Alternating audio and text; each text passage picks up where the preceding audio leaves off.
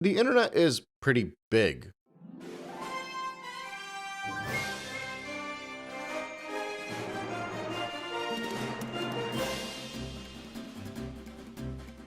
The world has a lot of people, and people have different wants and needs.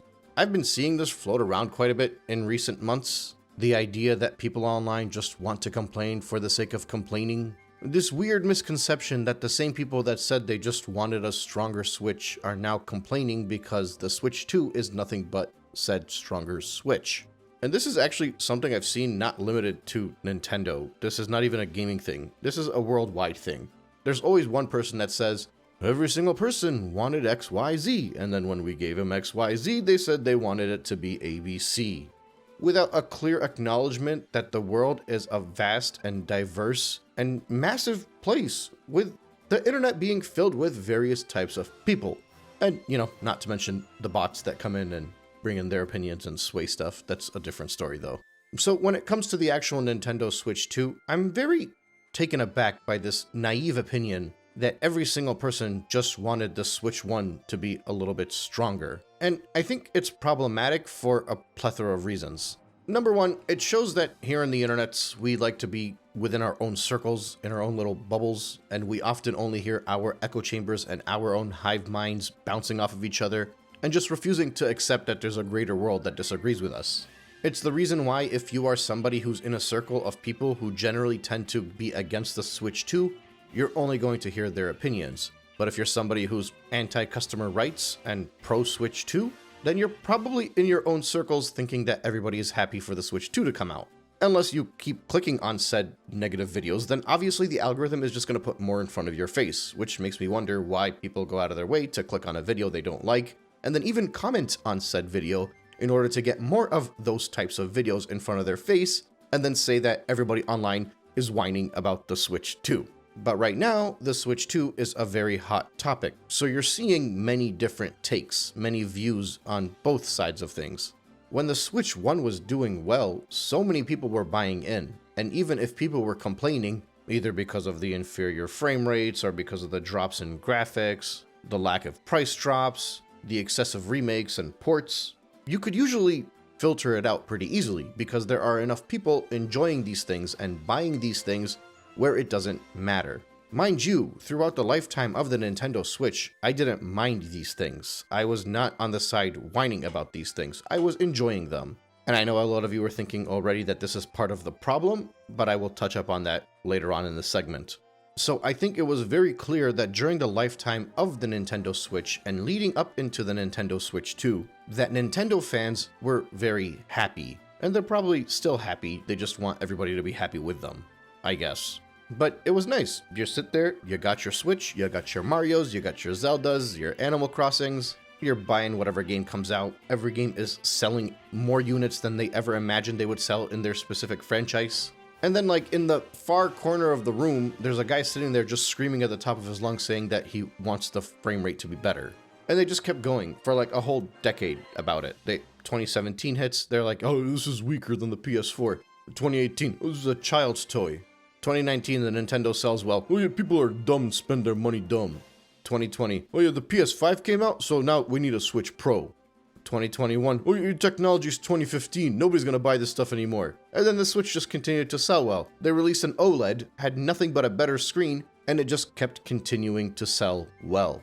According to some estimates, roughly 1/3 of the entire sales of the Nintendo Switch were made up of Switch Lites and Switch OLEDs. And it's just about split between those two.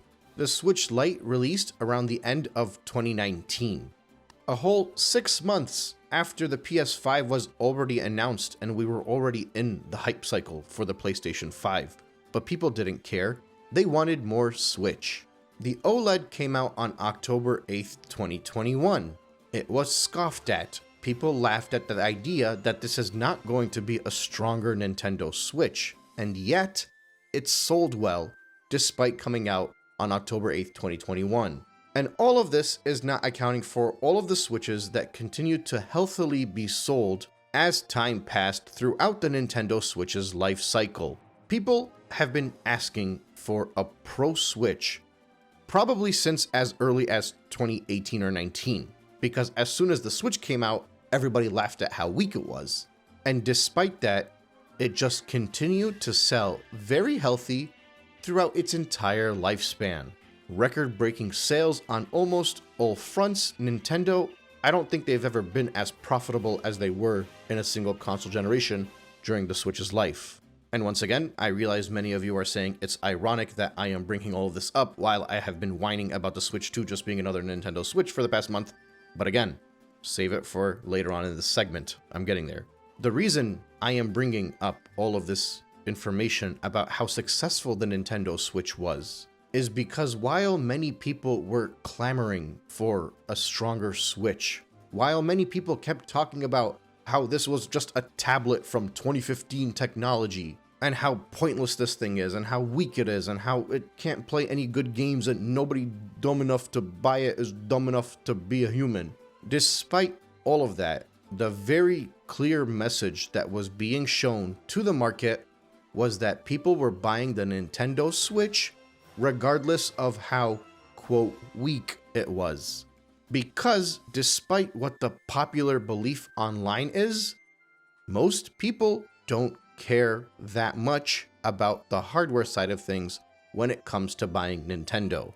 Not in the performance, at least. The hardware is appealing based off of the gimmicks, and in case of the Nintendo Switch, the idea of a home Nintendo console being a hybrid system was the gimmick. The ability to have these two controllers that disconnect off your tablet no matter where you go was the gimmick. If you had two kids and you bought one Switch, they each had a controller and could play Mario Kart together. That's the gimmick, that's the selling point of the Nintendo Switch. Without a single price drop for the Nintendo Switch, they have consistently sold between 16 million and roughly 22-ish million every single year of its life, with the largest numbers coming in 2021 and 2022, give or take.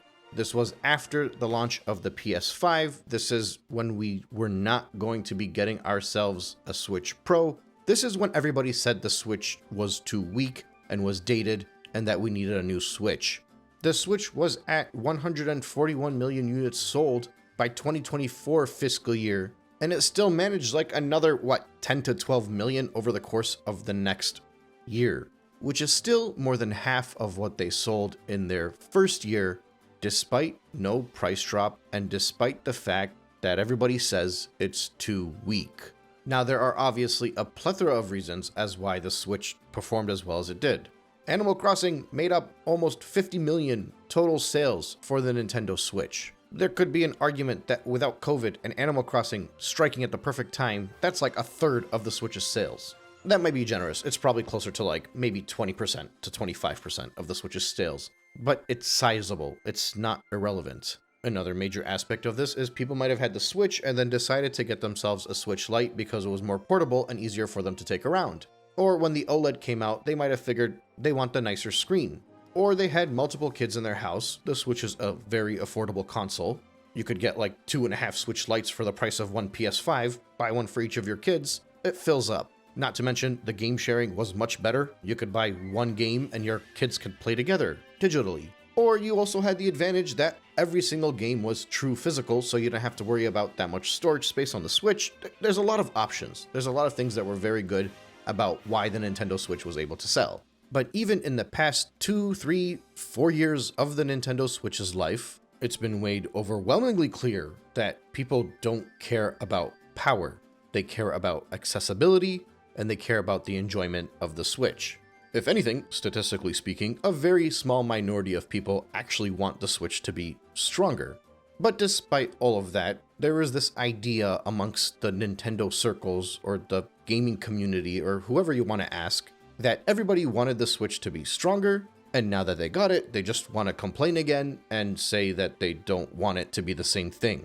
So part of that is very clearly Nintendo fans that just want people to stop criticizing Nintendo. That's part of it. I'm not going to say that's the whole thing, but that's a big part of it.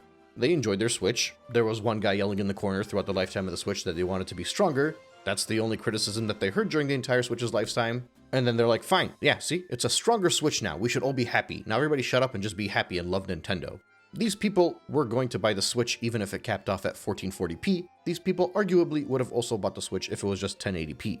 But in their minds, they're like, 4K is a bonus, it's going to be a little bit nicer on my TV, and then now hopefully everybody stops whining.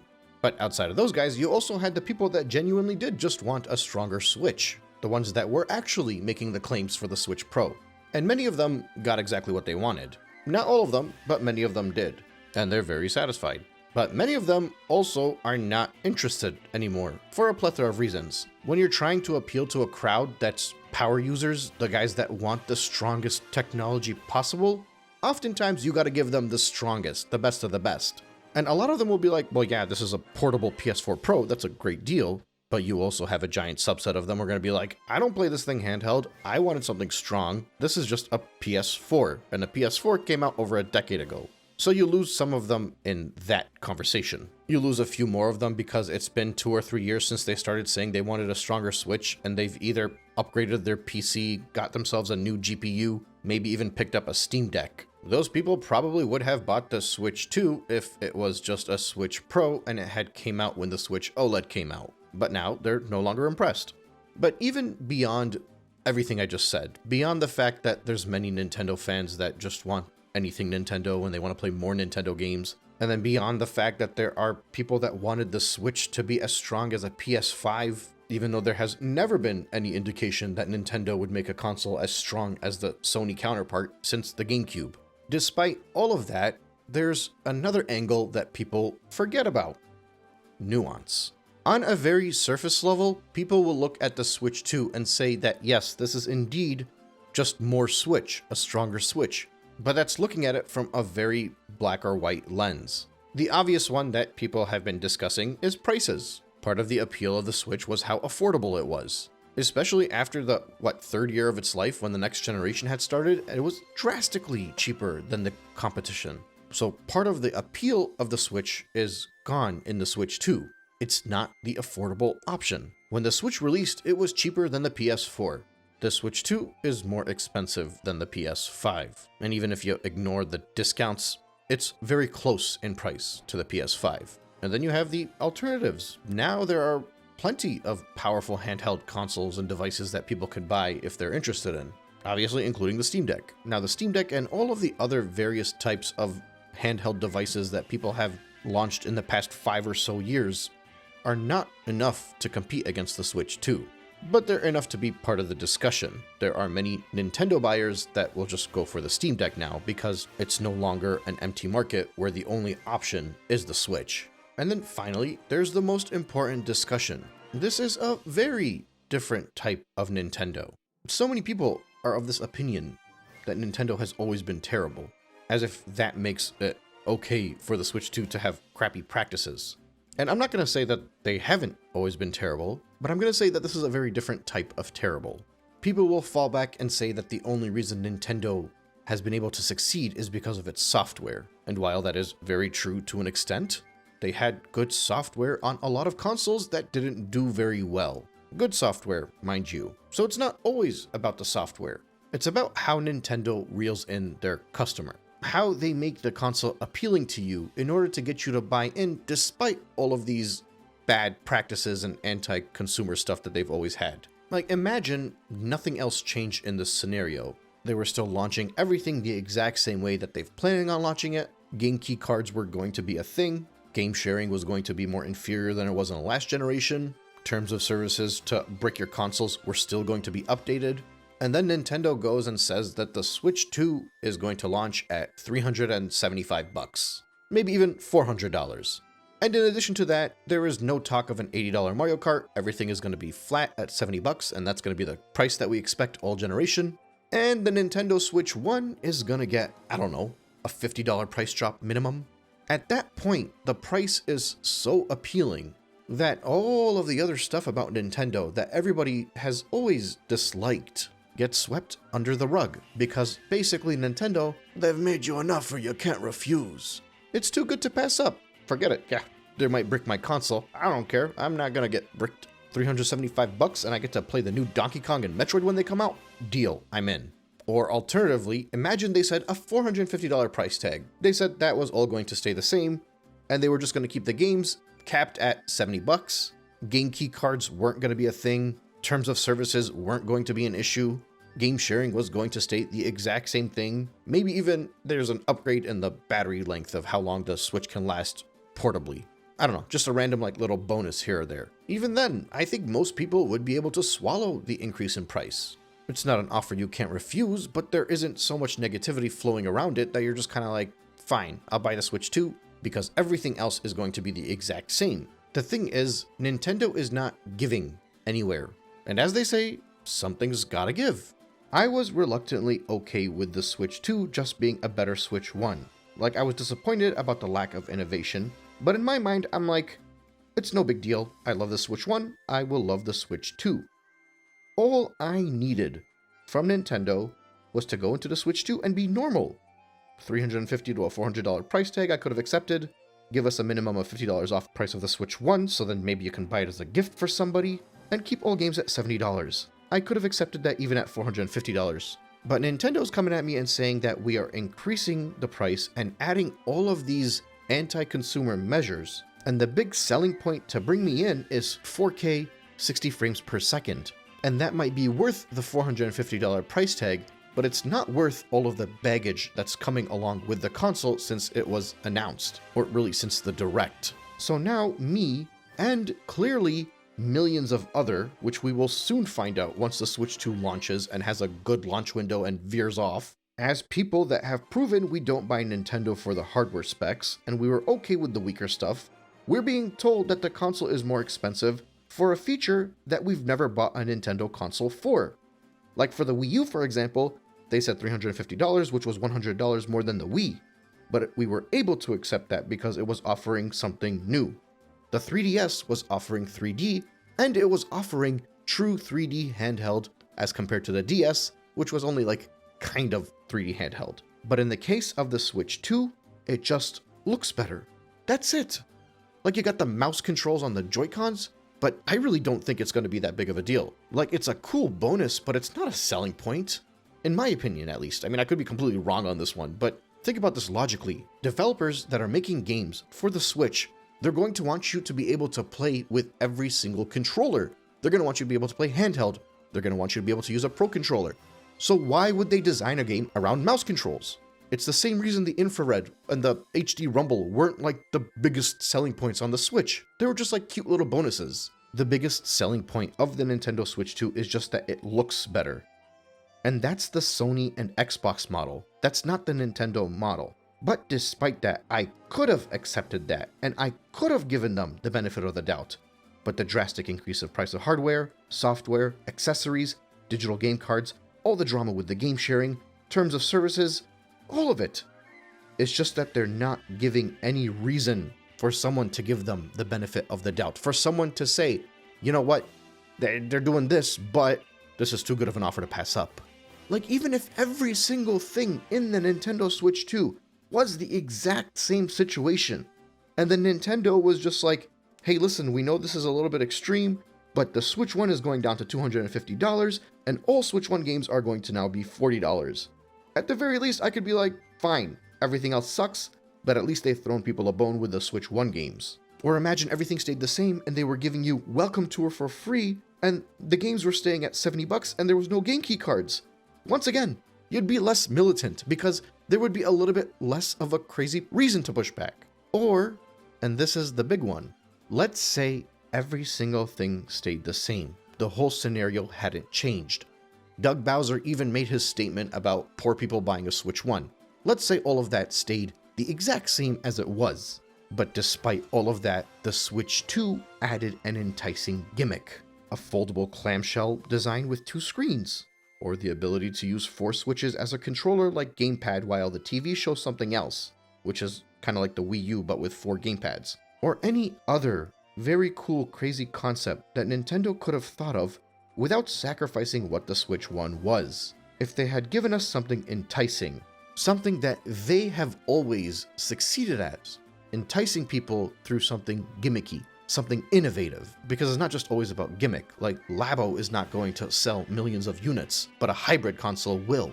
Something that's so appealing that you can't say no to them. If they did something cool like that, even then, with nothing else changing, I'd be like, they're being greedy, but this looks amazing and I think I'm going to buy in. My problem is they have given us nothing. I want to say it's as bad as Sony, but even Sony gave us a DualSense controller this generation with the haptic feedback.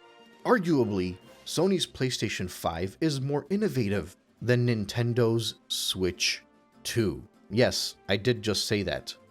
The PlayStation 5 is more innovative and is actually probably more customer friendly than the Nintendo Switch 2. And this is not a compliment to Sony. I am not buying a PS5. I still think Sony is a terrible company. I will not support them.